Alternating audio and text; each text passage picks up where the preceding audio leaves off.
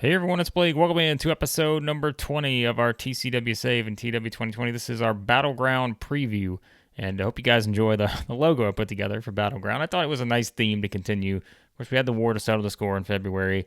March is Battleground, so I thought the tank was a nice touch to add onto the logo for it. And we do have the former New Wave tag team, One Man Army and Doc Hammond, squaring off in battle here, so I thought it made sense to use that. So that is the logo we'll be using for Battleground. We got to make a couple more of those, I think. King of Kings needs a logo. There's another show, I think, too, that needs one. But we'll figure out a good little photo and stuff to put in for those two. So let's talk about our pay-per-view Battleground. Before we do so, let's look at USPW, which did hold Liberty and Justice.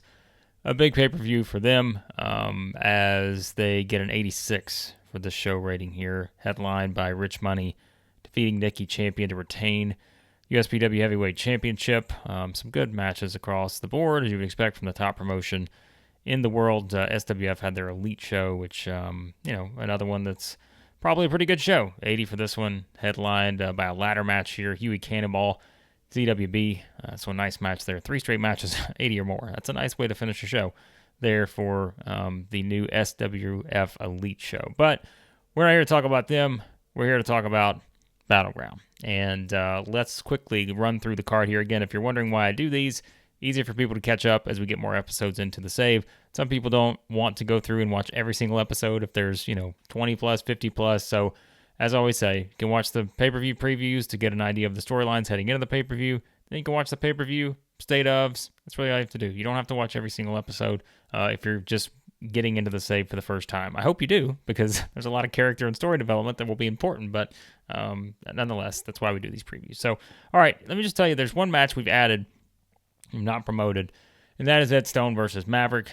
So just kind of adding an Ed Stone match to the card here again. We're going to have some of these Clash of Champions style, where you just kind of get some matches added to the mix that don't have any build-up, and that's fine. It's a way to feature certain talent, and so that's what we're going to do here. Ed Stone versus Maverick joins the card, and what is now, I just realized, a 10-match card for this one. And we've got some big matches, so hopefully we can get all these in. Otherwise, we might have to kick Ed Stone to the pre-show. We'll find out on that. We'll save our main events for last, but let's talk about this one here. Benny and the Fox going to take on Troy Tornado and Ernest Youngman. That has come out of Ernest Youngman debuting, as we saw a couple months back. Since then, he's been in this feud with Benny Benson and Jimmy Fox, and winds up losing the match to Fox at War to settle the score via, essentially just beating the hell out of Jimmy Fox and the referee stopping the match. But this time around, he's found a partner in Troy Tornado, or better yet, Troy Tornado has found Ernest Youngman. Ernest Youngman's not out seeking Troy Tornado as a partner, and so they're going to team up here in tag team action on this one. So we'll see how that plays out. As we tease, it is basically the match that fits perfectly with the theme of the pay-per-view.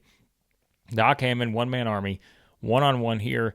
These two went at it inside Cage Wars in our main event, the 5-on-5 match. We had it the War to settle the score.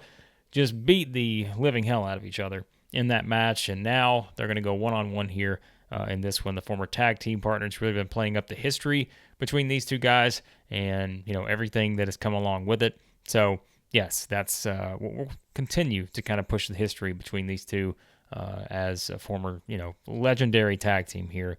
And now they're going to try to settle their issues in a one-on-one match here at the pay-per-view. Eddie Peak and Tana the Mighty here as we look at these two. Eddie Peak, is someone that is basically just not been very happy. And if we look at the storylines, again, as I said, guys, it's one of those things where I just have not done a great job of updating the storylines essentially, but it's kind of, one of those things where some of these are still working out with the guys we have involved. And of course, as we said, Eddie Peak's been involved with Mighty Mo and Tana since the thing started. And Eddie Peak kind of chopping down Tana, as he called it, with the chair out of nowhere after Tana got a singles win. Mighty Mo was at a charity event, and Eddie Peak just takes advantage of this, his partner not being there. And so that leads to the one-on-one match, Tana stepping up, saying this is his battle. And so, yeah, we'll see Eddie Peak for the first time in action in our save as he goes one-on-one with Tana. 72 for the storyline heats here. So it's actually been doing quite well when you just consider all the different things we've had between those two groups there. So Greg Gage defends the TV championship against Bart Biggins. And, we've kind of been pushing Bart Biggins here over the past month a little bit.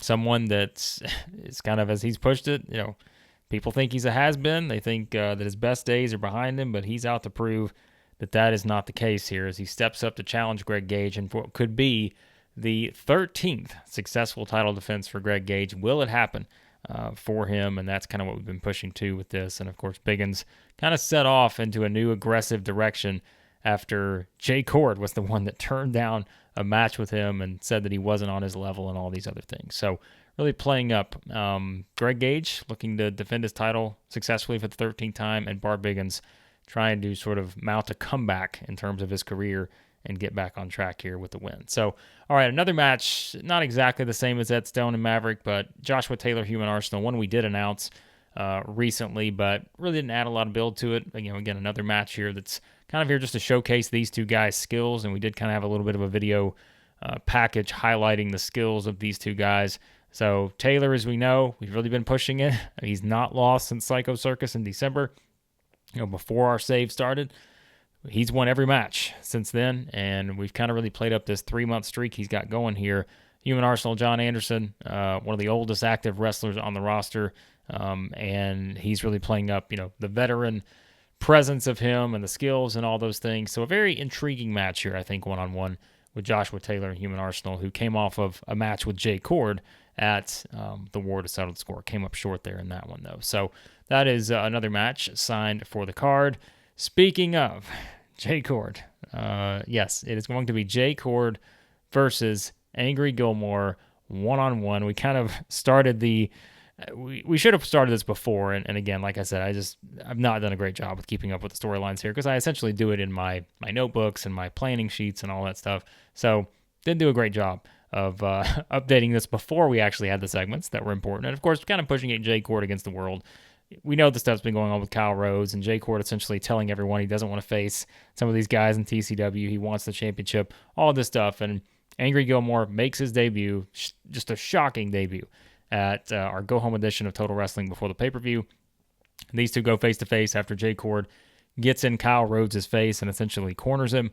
And that is your setup for a big match here with this one. Again, kind of a quick setup for this match, but trust me when I say that this it'll all lead to something, and this is far from over in terms of the Jay Chord story and everything that's going to happen with Jay Chord and Angry Gilmore as well as one of our just tremendous new signings to the roster. So, yeah, I am really looking forward to this one. I know in an alternative universe, this should probably be the main event of this pay-per-view, but I'm just going to tell you it's not going to be, because you'll understand why it's not the main event. Because first of all, I am very old school. I like the World Championship match being the main event, and more than likely, I can't really imagine a scenario where it won't if the championship's on the line, because that's how we want to treat it. It's just the importance of the belt. But again, I think this one will be the best rated match. I don't have a lot of doubt about that. Even though we'll talk about Wolf in a second, but I think this will be the best match on the show. But it will not be in the main event slot, as it will be our World Championship match for that. So Jay Chord, Angry Gilmore, it sells itself. I don't really have to sell you on it. It should be tremendous, and like I said, it is one step in a big, big story here as we move forward with both men in TCW. All right, T-Bone and Aaron Andrews is what I have slotted here as kind of the placeholder. You guys know it's not going to be T-Bone and Aaron Andrews, but it is going to be T-Bone and a partner taking on the Elite. That's what we've been pushing as, we kind of go into this. And, of course, the Elite, jumping T-Bone, jumping Sammy Bach. They've jumped. It's kind of just the Elite on a mission here. And so we've kind of played up T-Bone needing to find a partner. Of course, Bach's been out with broken ribs and all that stuff. So I just put Aaron Andrews here as a placeholder. Aaron Andrews is not going to pull double duty on this show. I'm just telling you guys, spoiler alert, it's not going to happen. But it is a big tag team match for T-Bone, trying to get his revenge on the Elite after they jumped him a couple weeks ago at the end of Total Wrestling. And, we also saw, of course, that the Elite found themselves handcuffed in the parking lot, just like Darryl Devine did. And who was responsible for that? We still don't know who was responsible for handcuffing them, but we assume that Darryl Devine put this master plan together. We just don't know who was involved. We know it wasn't T-Bone. He was in the ring at the time. So, anyways, that is kind of your setup here. T-Bone trying to get revenge on the Elite. And we do have Wolf Hawkins going one-on-one with Darryl Devine. And, this one, again, we really sold this with the Darryl Devine promo out of nowhere. And Darryl Devine talking about how he's the underdog, and but that he was going to essentially, have Wolf's world in his hands, which is with the theme that we used with Wolf saying that soon enough the Syndicate would have the entire world in their hands whenever he wins the World Championship. And so, this has all been played up given the Chance Fortune stuff too, with Wolf really taking out Chance Fortune at the World Settle the Score inside the cage match, inside Cage Wars, and then, shoving the bloody face right in front of Darryl Devine multiple times in multiple matches. And Devine finally breaks here after being handcuffed himself. As we know, he was part of that dastardly attack from the Syndicate a while back. And so, that's kind of your setup here for this, as Darryl Devine has challenged Wolf Hawkins and the underdog, saying that he is finally going to get his moment to shine here. There's the line, Bart Biggins is the has-been. Everyone thinks Darryl Devine is the never was. Well, we'll find out if the ultimate underdog can pull off a win here against Wolf Hawkins. And then it is our main event. Aaron Andrews defends the TCW World Heavyweight Championship against Freddy Huggins. And I went back to that. We've kept kind of the stuff here with the Andrews versus Hawkins storyline. We kept that as one of the starting storylines, and we just kind of put a bunch of stuff in here with it as well. So 77 for the Heat here, but we have added Freddy into the mix. But of course, Freddy's been taunting Aaron Andrews for months, essentially since the start of our save. If you remember, it was Freddy doing an open challenge early in our save. Aaron Andrews winds up coming out. Freddy thinks that Aaron Andrews is the one that's going to accept the challenge. He's going to get a shot at the heavyweight championship. Winds up being T-Bone. T-Bone beats Freddy Huggins, and it kind of set Freddy off course from there to where he was just taunting Aaron Andrews at any turn until finally Aaron Andrews accepts the challenge, and Freddy, looked like he was a little upset. He's like, wait a minute, he's actually going to accept? But then as we found out, the arrogant jerk, Freddy Huggins, was only upset because he was thinking about all the things he would have to do to get ready to have his world championship celebration. Talking about cleaning the belt and all this other stuff, and he's been walking around with this bag and everything for Aaron Andrews to hand over the championship.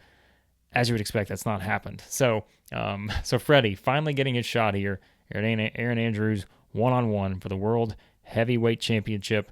A big match, and perhaps one of the biggest matches of Freddy Huggins' career here as he challenges Andrews for the title. So there you go. That is your lineup. As we said, a 10-match card here for Battleground. Easily our best pay-per-view on paper that we've had to this point. And so I'm really looking forward to seeing how these matches play out. I think there's going to be a lot of big ones. Like I said, if I had to make a prediction, I think Chord, Angry Gilmore gets the best rating. I think it's going to happen, although I never doubt Wolf Hawkins at this point.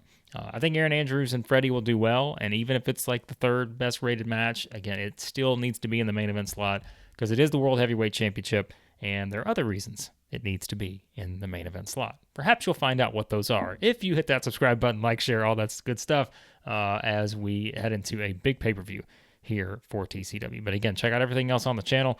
WWE, AEW, I know there have been a lot of episodes on those lately, but I'm still going to push them because we do have 100-plus episodes in the WWE series, so it'll keep you occupied for a while if you want to go back through that one. AEW won 20-plus episodes there. And be sure to check out the Exploring the C-Verse if you're into the C-Verse, where we look at all the different C-Verse companies, and I just kind of look at some of them for the first time and give you my thoughts and have some fun with it there. And more new saves on the way in the future. And got a lot of fun ideas that I think you guys are going to enjoy. Also, just as a quick teaser, I am going to do a new installment. If you guys have seen some of the previous stuff I've done on the How I Book series, I've had a couple episodes in that. I did those last year sometime. I had part 1 and part 2, but I'm actually working on a part 3, and I'm going to get you guys' feedback on that, what you'd like to see in sort of the How I Book series, because those have done pretty well, and a lot of great feedback on those. So a lot of fun stuff here coming on the channel. But for now, be sure to hit that subscribe button, and on the next episode of our TCW Save, it will be TCW Battleground 2020.